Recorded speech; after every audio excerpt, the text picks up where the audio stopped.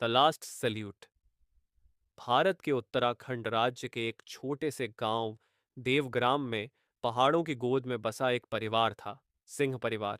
इस परिवार का हर सदस्य देशभक्ति से ओतप्रोत था। इस घर का सबसे छोटा बेटा था वीर प्रताप सिंह। बचपन से ही उसे तिरंगे से बेहद लगाव था। जब भी वो तिरंगा फहरता देखता, उसकी आंखों में चमक आ जाती और सीना गर्व से चौड़ा हो जाता। वीर का पिता सुरेश सिंह खुद एक सेवानिवृत्त फौजी था। उसकी रगों में बहता खून आज भी देश के लिए धड़कता था। सुरेश अक्सर अपने बेटे को युद्ध के किस्से सुनाया करता।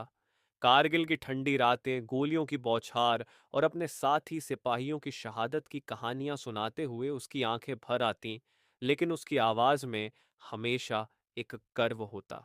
बेटा, वो कहा करता, ये देश हवा में उड़ते झंडे से नहीं, खून से सींची गई मिट्टी से बना है।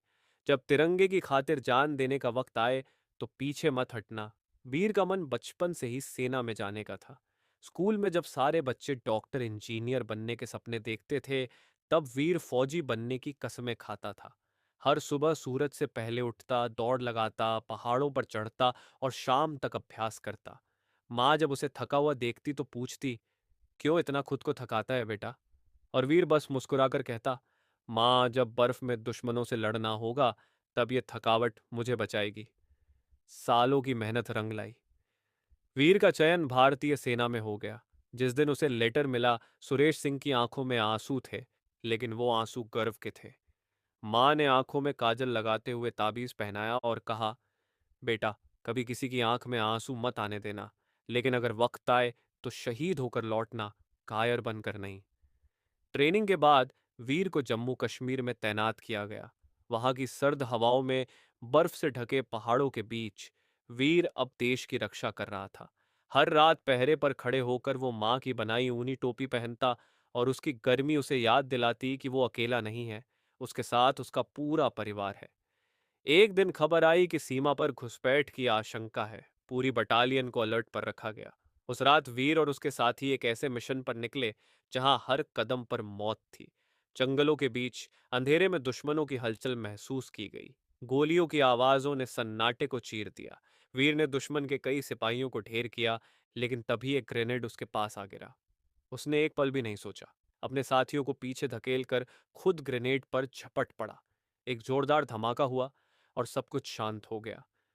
सुबह जब साथी सैनिक लौटे तो वहां वीर का शरीर खून से लथपथ पड़ा था, लेकिन उसकी मुट्ठी में अब भी तिरंगा झंडा था, मिट्टी से सना, मगर झुका नहीं था।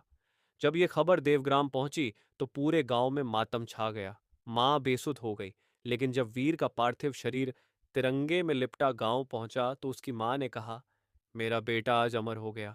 वो सोया है, हारा नहीं है। पिता ने सैल्यूट करते हुए कहा, ये आखिरी सैल्यूट है बेटा, तूने मेरा सिर ऊंचा कर दिया। वीर प्रताप सिंह का अंतिम संस्कार पूरे सैनिक सम्मान के साथ हुआ। तिरंगे में लिपटे वीर को जब मुखाग्नि दी गई तब गांव की हवा में सिर्फ एक ही आवाज गूंज रही थी, भारत माता की जय। उसके बाद देवग्राम में हर 15 अगस्त और 26 जनवरी को एक छोटी सी परेड होती है। स्कूल के बच्चे वीर की तस्वीर के आगे पुष्प अर्पित करते हैं और उसकी माँ, अब बूढ़ी हो चली, हर बार कहती है, मेरा बेटा तो अब हर बच्चे में जिंदा है। जब जब तिरंगा लहराएगा तब तब वीर मुस्कुराएगा। वो कहानी, वो बलिदान आज भी हर देशभक्त के दिल में एक आग जला जाता है। और वो तिरंगा जब भी हवा में लहराता है तो उसके साथ वीर प्रताप सिंह की रूह भी उड़ती है, गर्व से, सम्मान से और अमरता से। वीर प्रताप सिंह के बलिदान के बाद देवग्राम जैसे थम सा गया था। हर घर की दीवार पर उसकी तस्वीर लगी थी और हर दिल में उसका नाम गूंजता था। स्कूलों में, मंदिरों में, पंचायत की बैठकों में हर जगह वीर के बलिदान की गाथा सुनाई जाती। लेकिन उस वीर की माँ सावित्री देवी, जिसे सब अब शहीद माँ कहने लगे थे, उसके दिल में एक खालीपन था जो कभी भर नहीं सकता था।